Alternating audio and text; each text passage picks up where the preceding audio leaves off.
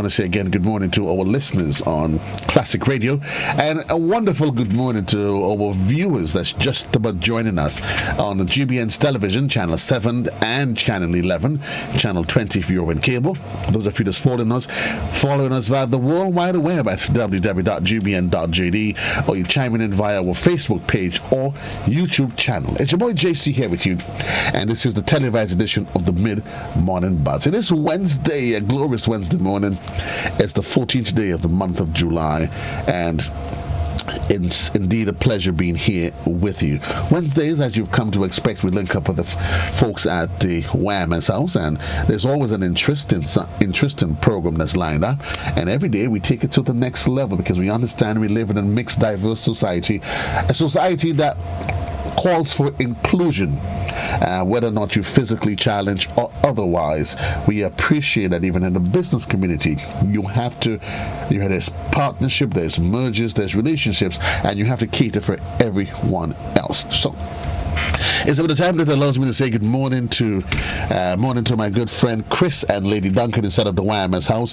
Good morning to my good dear friend from the School for the Deaf, Lady Dubiset. And I'm going to invite Chris. I'm going to allow you to introduce Cathy and give, of course, the public an appreciation, because you're probably thinking, the Wireman's house? School for the Deaf, what are they selling? Well, we know what they're selling. I hope that they're going to buy into it. So Chris, Lady Duncan, good morning. Talk to you, Cathy, and welcome to the program. How are you guys doing? Yes, good morning. Good morning. We good. You know, for the past, it's week 3 now of we doing the program a little bit different, which is we're inviting some of our friends on the program, to tell a story then. I will say a story, but basically based on, what they do, what company they represent, and also, as I said, for carpentry, electrical, and even as educational as well. Yeah, so this is why we would have decided to have our good friend from School for the Deaf, right? Miss Cathy, if I have the name correct. Well, Cathy works. Cathy works. But I follow my partner, Joyda, so... That's Don't follow boy, him in don't everything. do that. Don't do that. Don't No, do that. no. Listen to me, JC. I'm special. The things I would get away with, you won't get away with it. You do your own thing. Don't follow me. That's a hard road to travel. True. Yes. Yeah. So as I said, we decided to do the program today a little more of the educational side, Right. where trying to understand the mindset of the deaf, right? Of how I say communicate, right, with the deaf public, right? Because sometimes we they may come into the Wireman's house, right, and sometimes we may not know how to communicate. Yeah, well, basically, and anywhere else. Yeah. Right. Yeah. So we decided, you know what? Let's do a program on that. Let's do a program on that, and if you decide you have to communicate with persons in that community, I know you found the experts. You find Cathy, you find Les, you find Betty, you find the whole kit and caboodle. You find them. That's what they do best. And you would agree with me, Cathy, that one of the challenge that there is in society is that misperception that persons that are deaf. Hold on. I didn't. No. Tell me the politically correct term that I need to use. Yeah, you're correct. I'm correct. Okay, right. I wanted to make sure. Right. Yeah. Right. So persons that are deaf, we seem to there's assumption that they're somehow different from the rest of society, and that is the furthest thing from the truth, isn't it? Yeah. In fact, you put it mildly. If I should put it bluntly, they think because they're deaf, they're stupid, and that's totally wrong. In fact, even the term you'd hear people use, dummy. We don't use that at all. It's derogative. Dummy gives the idea that, yeah, they can't do anything. A dummy is what you dress up in a store, like that doesn't move. It doesn't use dummy for simulation exercises and that sort of thing. They're not that. They feel, they talk, they, interact in ways that you'd be amazed if you allow yourself to get to know them, how much they know, how smart they are, and how they're not very much different from you and I. The barrier is simply communication. And any barrier is I would not necessarily call it even a barrier, because maybe it might be it's a challenge, because it might be a barrier to an individual because they do not know how to communicate with them. Yeah. Similar to if you meet somebody from a different nationality. There's always going to be that challenge because they speak French, you speak English. It doesn't mean that anything is wrong with them. So the question is, how do you now lend yourself into the world of an individual that is deaf? Let's see through let's listen to what they hear. What do they do differently? How do they communicate, Kati? Talk to us about that so we can get a really, really good appreciation at the end of the day of the world that they live in. Right. Very well. Because, JC, you see, the barrier is not caused by the person with the hearing loss. The barrier is caused by the persons who are hearing. Because the person with the hearing loss, the person that's deaf, cannot do anything to correct their situation. Right. But the persons who are hearing could find ways of communicating with them. So it's the onus is on us who's hearing to find modalities that we can communicate with them. So we're the ones that really are causing and creating barriers. For example, when we plan any national event, how many people ever think about, well, we have deaf persons in our society, so let's have an avenue for which they can understand what's happening. We want them to be involved. We should want them to be involved. Election day, when they vote, their vote doesn't say deaf. It's one vote, just like mine, just like yours. And so if we think that way as a society, that whatever we're doing, we want them to be involved. And I must confess, right now I'm at fault because I should be interpreting all that we're saying now. But to interpret and speak is dual roles, and I decided not to try it right now. But initially I was wondering that. I said, okay, she would know best.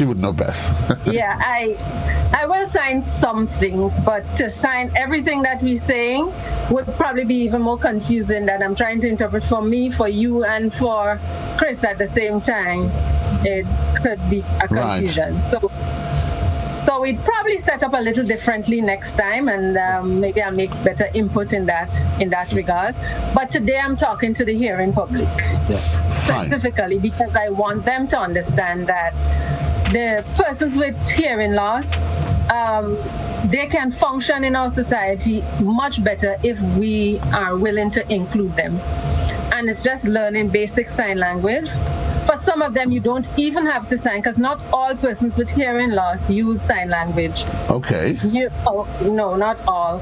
Many of the children we work with in the schools, they're hard of hearing, which means they don't hear as well. Like, you have different visual impairment. It's the same way you have different hearing impairment.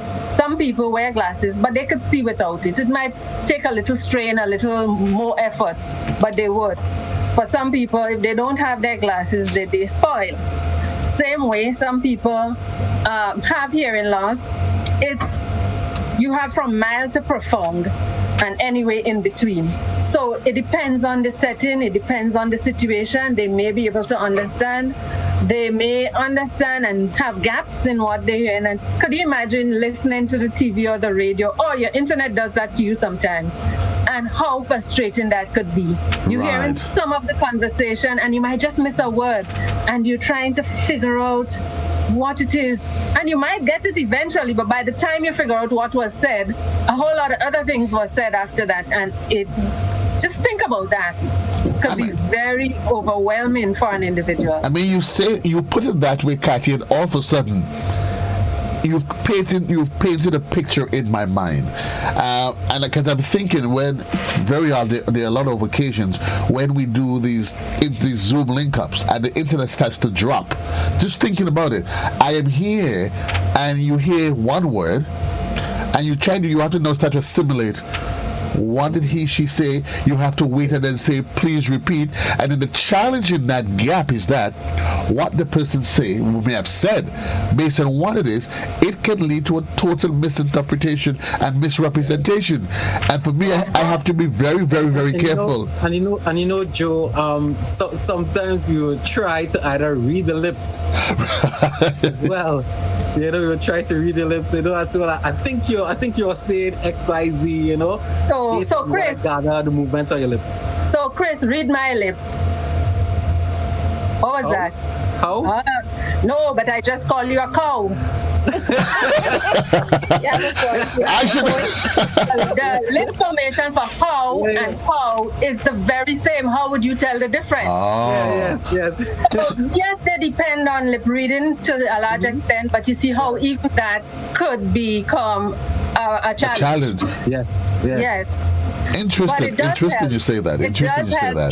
If you know the person has a hearing loss, you face them and you not speak in a drag, but slow down a bit and make sure you're just saying one thing at a time. Right. Jay, see how you get all these 1,000 words in just this little. No, you can't. That won't work. Oh, okay. So I think more so, Cathy, it's about, as you hinted to it, the challenge really and truly is not the person, it's not them. It is us being able to appreciate and adapt how we are willing to deal with it. But let's assume and let's talk about identifying. I meet somebody for the first time. I walk into, are we looking at the context of, let's say, Wireman's house, because they're here. So a person that is deaf, they walk into the Wireman's house, they walk into the GBN. Because they're not going to have any physical sign that says they're deaf. But what is there anything we can look for, or in terms of initiating a conversation, what can we do? How should it be done in terms of communicating with them? Well, and I'm going to look at the whole range from profoundly deaf to mild loss, because it would be different for each person. Somebody who's profoundly deaf, it will be easier for you to pick up that person is not hearing you. They're not responding to songs. You might be saying something, once you're in a place and a conversation starts, you at least turn. Right. Okay, it's not you turn back. Somebody who's deaf, you'd realize they're not responding to environmental songs as other people would. You might realize they're not speaking at all. They came in and you would expect somebody walk in would say, good afternoon, I'm here for this, that, or the other. But they walk in and they're not saying anything, might be just looking around. You call to them and they didn't look up. Maybe they're not hearing me. So right away you start thinking, all right, let me try to get that person's attention so that they know I'm speaking to you. And you can start a conversation like that. What would you recommend? Should you try to physically touch them? Or you stand somewhere where at least they can make visual contact with you? Right. You try to get in front of them, or just a little tap. You wouldn't slap them down. A tap just so that they know you want their attention, or make some gesture, something like that would just get their attention. We do it with hearing people. If you're in an environment where it's too noisy for you to get somebody's attention, how would you, the same strategies you'd use if, for example, you're hanging out at some place, the music is too loud, you saw a friend that you want to get in touch with them, and you do what you have to do to get their attention. Without being inappropriate. Okay. So that's for the person that's completely deaf. For those that's in between, that's the harder ones, because we tend to think either you're hearing or you're not hearing. Right. And if I said the first thing and you heard me, when I say the second thing, I expect you to hear me just the same. And respond. But words vary in their frequency and pitch and tone, and certain letters are different. If you try to make the sound of a H as opposed to making the sound of a B, quite different. Right. A B is a harsher sound. H is just so light. So if you're saying a word that has like vowels and certain consonant, it would be a very soft sound. And it depends also on where the hearing loss occurs. Now I'm taking you into a lesson. The hearing occurs at different points of the cochlea. And so some people, the damage to their ear, what's causing the hearing loss, would be at different places. So while there might be one person who would not hear the sound of the birds, for example, right. Another person would hear the birds perfectly fine, but they're not going to hear a truck engine or something heavier, because it's at different places in the air that picks up the different sounds. So it's not a clear cut. Once you have a hearing loss, it's the same across the board. People understand it with vision, long-sighted, short-sighted, and whatever the case might be. But it's also true for hearing. It's not just you could hear or you can't hear. It has so many variables. Wow. Yeah. And I'm trying to put this in a context because I know you engage with children in the classroom, and that can be particularly challenging. I guess initially, I mean, for the UD experts, after a while, you get to figure out. So you might be having a conversation with a child, and I guess that's why, of course, it's important that you have teachers and individuals that is dedicated in the classroom to work with these children, because you say based on where the hearing infraction has occurred, you take them to one environment and they may seem to respond, and you tell yourselves, okay, fine, you change the environment. And easily like that, if you don't appreciate what's happening, you might be thinking that the person is probably either just being dismissive, they're not bothering with you, and that can lead to frustration on both sides. Bad working relationships, so many different things can occur because of that. Yeah, and you never really know somebody completely. Whether they're hard of hearing, deaf, or hearing, you never really know somebody completely. And from our years, my years in particular, of working with students with hearing loss, there are sometimes I'm in the classroom, I'm like, oh, okay, I did not realize that, you know.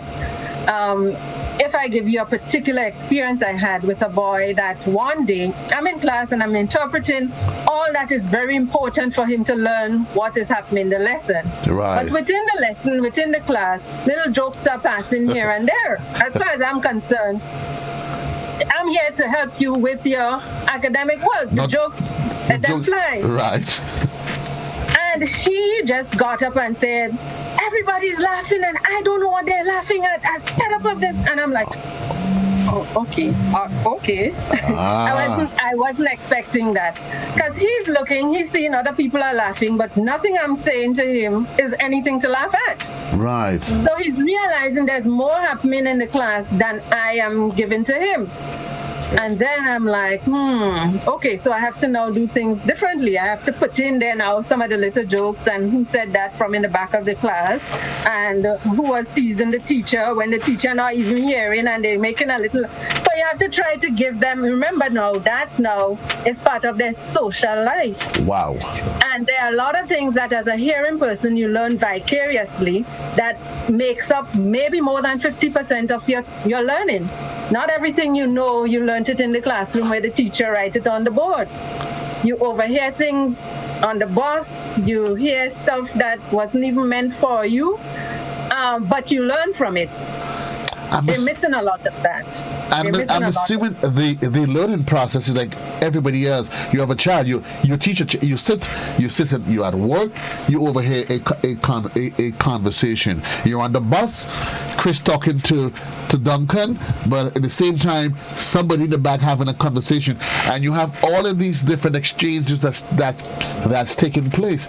But let me look at Kathy, and I'm particularly the classroom setting. Because very often we tend not to appreciate the role of teachers, the role of our educators, and especially individuals, like you said, that work with persons that have these impairments, whether it's physical or whatever the case might be. And based on the example that you just gave there, a child that finds themselves in that situation, it can be a rather traumatic and very difficult for them. Let's take it for example, in the home environment.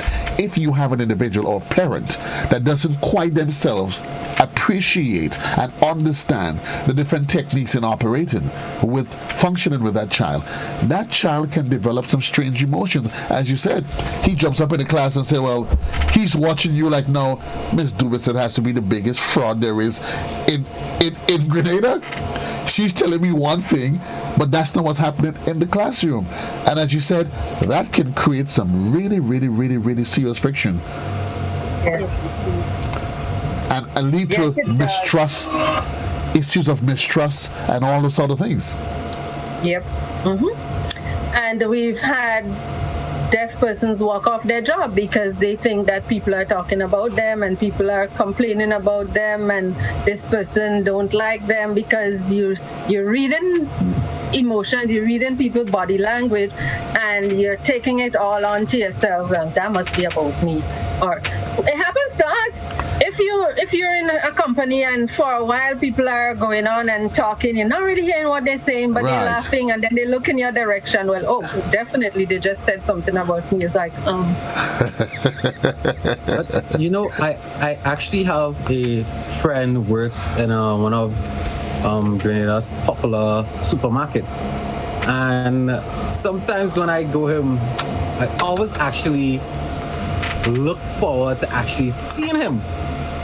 Yeah, and I had dealings with him, in the past, and he's pretty, really, really helpful. Yeah, he's really, really helpful. Sometimes I would try to, to show a little sign, because I know a little. I try to show a little sign and try to explain myself that he could actually understand. Yeah, and as I said, he was pretty helpful. We were pretty good friends down to this day. And it's good to actually go in different establishments, and find these people, right? That's there, and have a nice, I would say, take a nice reaction towards them. Yeah, because they're pretty nice. They're pretty cool people and pretty humble. Yeah, so as I said, and I hope he still works there, because I see him, off the job sometimes. So I really hope that he's still there. So Cado. Hey. I imagine we seeing one of them working at Wireman's house soon, eh? Well, I'm hoping that if he's not in the supermarket, that Wireman's house is going to employ him at least, and two others. And I'm hoping this is where this conversation is leading, because Chris and with Lady Duncan, Kathy, you have to appreciate that there is this negative stigma. And Kathy, you can talk to me about where we are and how much we have addressed that stigma as it relates to persons that have those audibility challenges. Yeah, it is sad.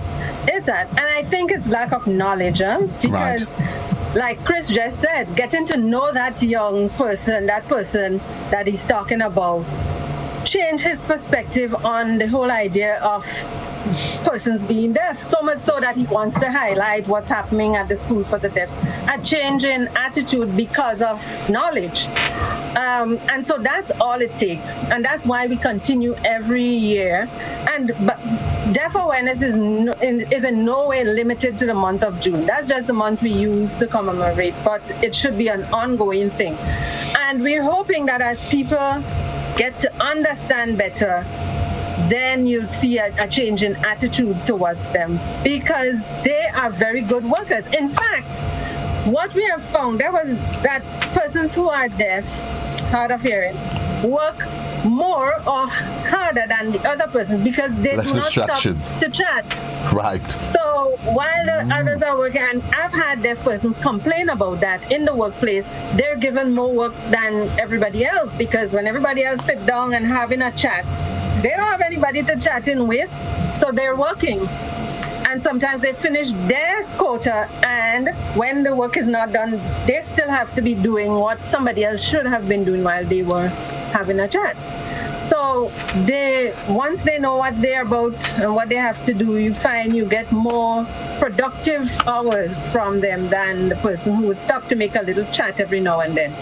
Less distractions. I could easily see Less that. distractions. Less distractions. Yep. And you know, Kathy, you know, as I actually glad that you mentioned that deaf awareness. Tell us some more about deaf awareness. You know, what it's the meaning of deaf awareness month. Okay. Well, I came and met it over 20 something years when I started at School for the Deaf.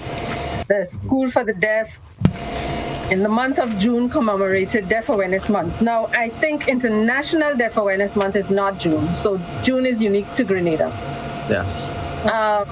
And we have continued every year since then with just trying to raise an awareness, trying to get people to understand what deafness is all about and how can you accommodate for persons in our society who are deaf or who have hearing loss. And when we use deaf with a capital D includes deaf as well as hearing impaired.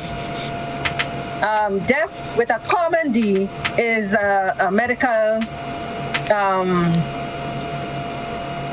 concept. Deaf with a capital D is a community concept. Interesting. So you have the deaf community. Yeah. That's person who, and there are people who have hearing loss and doesn't consider themselves a part of the deaf community. The deaf, they pride themselves with their own community, their own language, their own way of operating, and in some cases, that's how they want to be. They don't wish to be hearing. They don't wish to be different. That's who they are. That's how they want to be. I don't know how strongly that is here in Grenada, but there are some societies where a person who is deaf would never even think of trying to do anything to improve their hearing because they don't consider it to be a disability per se, or should I say that something is wrong with them. Right. They look at it similarly to your Caucasian, you're Black, you're Hispanic, you're deaf. Some people look at it that way.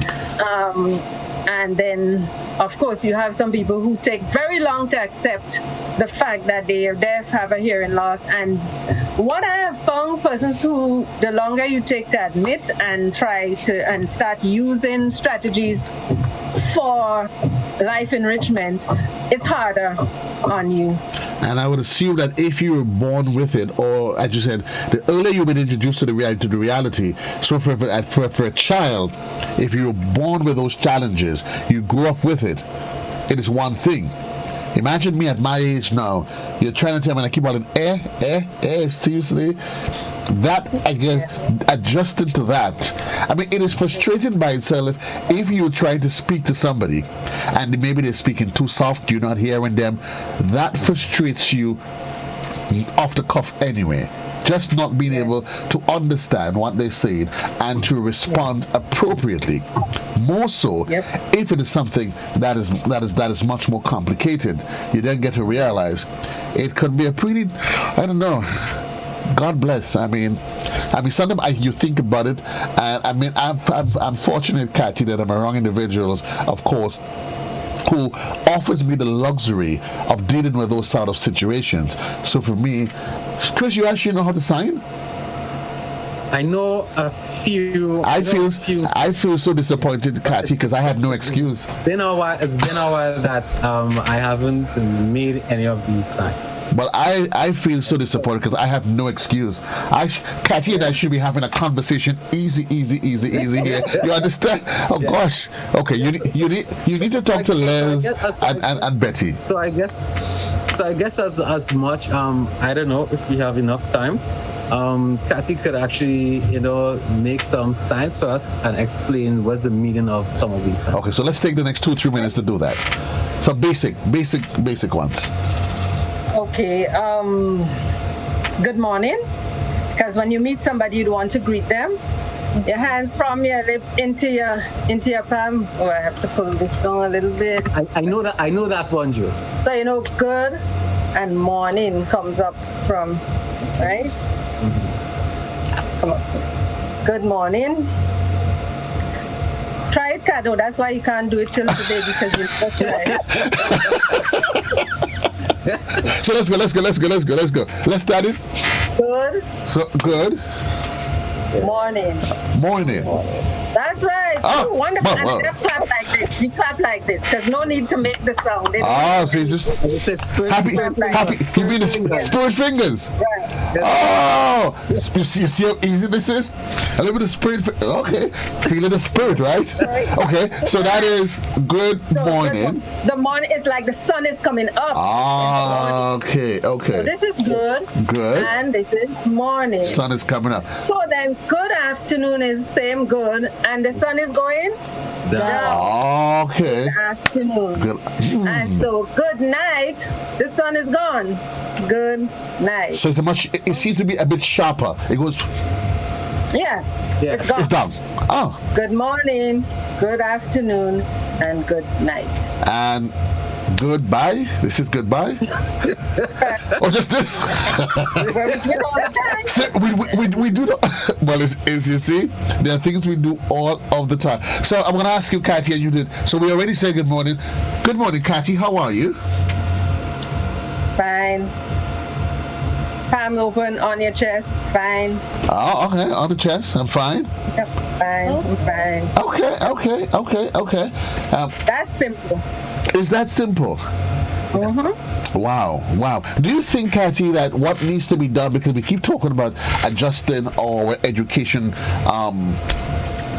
system, do you think greater effort needs to be put in place so that you can introduce the concept of sign language as part of our school curriculum? I think it's necessary. I really think it's necessary because without that, you're actually saying that a person who is deaf, really you have not provided for them in the school. And I think that would honestly help to deal with the other challenges you have of other individuals in society that have other challenges. We need to have a more inclusive society, straight up. Because sign language can be used with people that's not only deaf, but there are some students who are nonverbal. Right. So you have autistic students who they're hearing, but they don't speak. They can use sign language to communicate. Okay. And make their life less frustrating. And I think sign language, if you ask me, probably could even give an individual a sense of appreciation, just as though learning another language. So we speak English, but imagine you go somewhere and you can say to somebody, you know what, I can speak French. All of a sudden, they start watching you like, oh, really, you can? And Chris says, yeah, I can. Yeah? Interesting. And you're admired. Yes. No. You know what? I need to talk You want to do admired? Hands open, wiggle your finger, pull it away, close, admire. Listen, when you finish, Kathy. Get a hold of Les, get a hold of Betty, get a hold of Sylvie, and let them know that they need to do a greater job with me. I have no excuse. Tell Les and Betty. I hope they're listening. Well, that's your job to convince them. Folks, I have one question. So, what is the best way to communicate with a deaf person? Well, if they're completely deaf, it's through sign language. And there are some do's and don'ts. I'll show you something. Okay. Now, the persons who are deaf, who live with deafness for a long time, would have learned to communicate with persons who are hearing through facial expression, lip reading, whatever. But look at this. Can you see my face? Yeah, a little. Is it easy to see my face? No. So if you communicate with somebody who's deaf and they have to read your face, you want to make sure the light source is on your face as opposed to behind your head. Okay. So Okay. it's easier for you to see me and see how my lip movement is this way.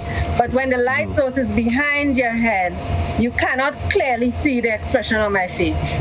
So you stand away from windows that would put. So if a deaf person walks into your Wireman's house, for example, you shift yourself so that you become where the light is on your face as opposed to where the light is behind your head. Simple. It Quite makes it so interesting. much easier for them to understand.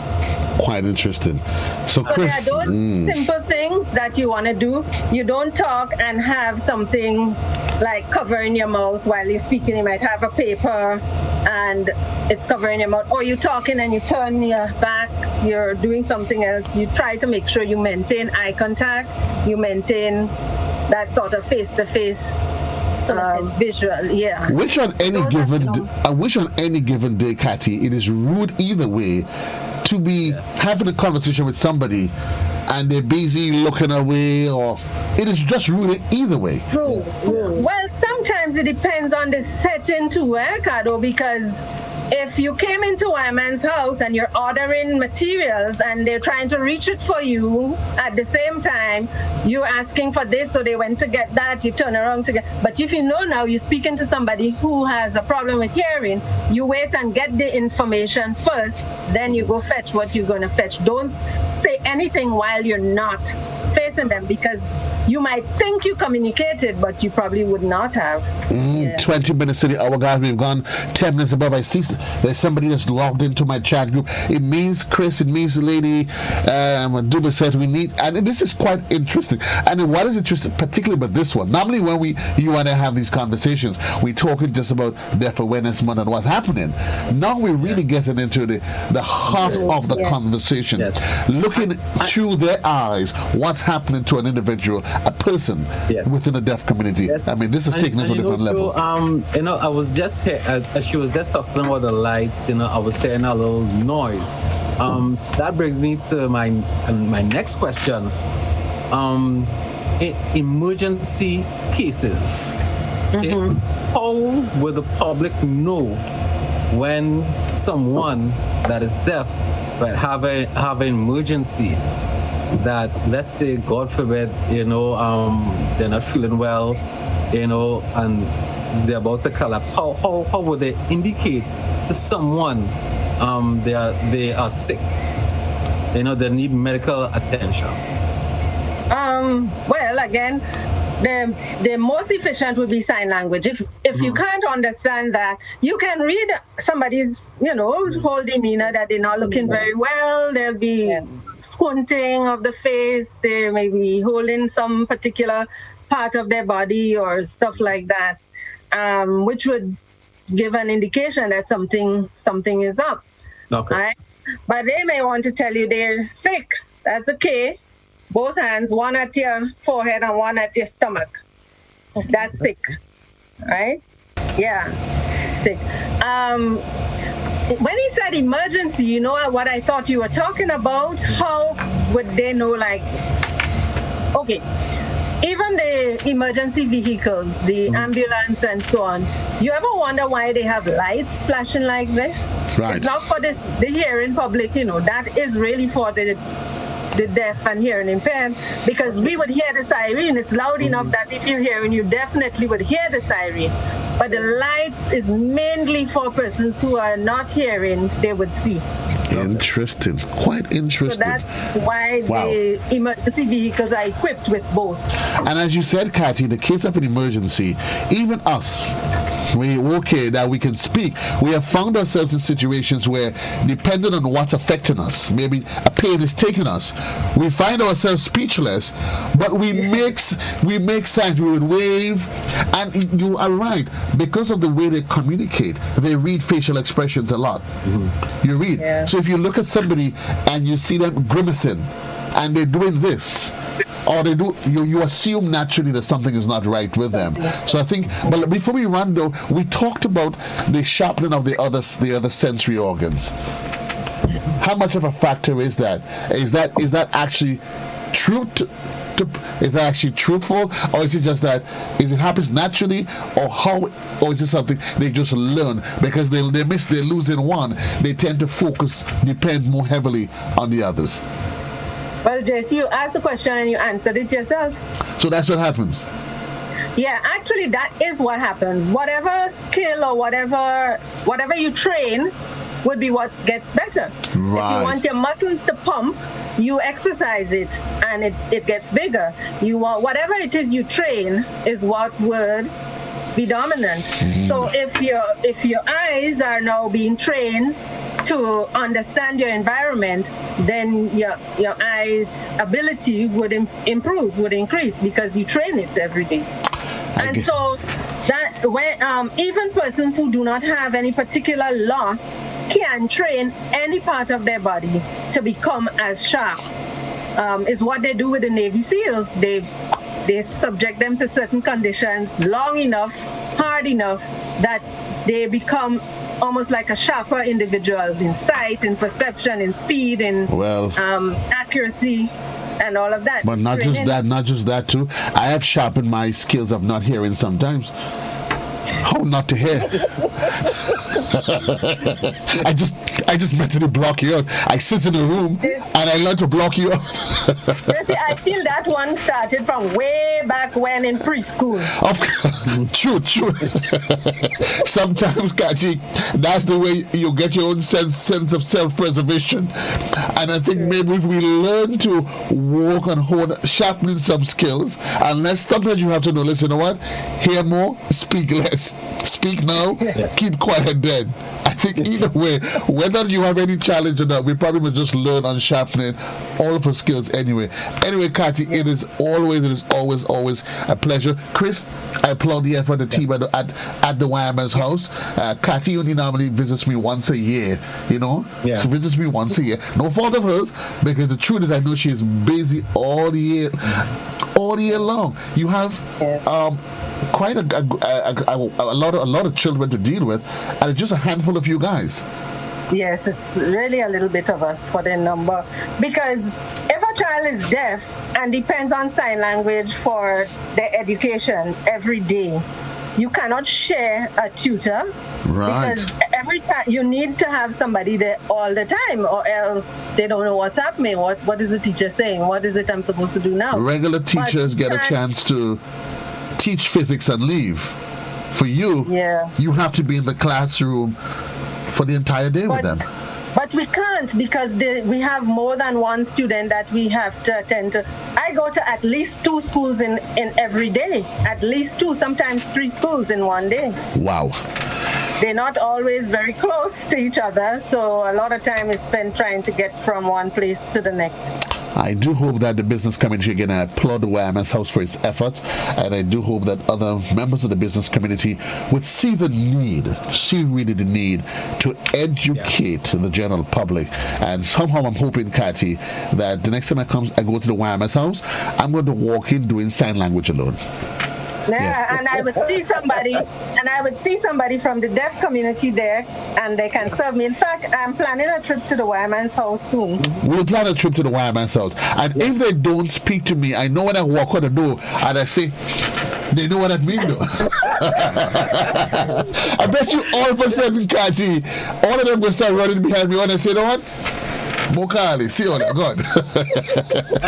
and you know that is basically something that we would have, I think, would be exploring, of actually one of you guys coming in and teach the staff how to do sign language, right? To me, it's important to see someone in every establishment know how to do. That'd be so great. I think it's an initiative. I think it's an initiative that the private sector and even the government should employ. But then the challenge goes back again, Chris. Listen, Katie didn't have enough work to do already. You know what? What it probably means, though, as part of that conversation, we need to have more persons trained. We'd have to train some people. Yes. We'd have to train some people. Actually, just to throw it out there, if somebody would be interested, I got a call yesterday from UE, asking if there are persons in Grenada that's interested in doing a course in Caribbean Sign Language. Huh.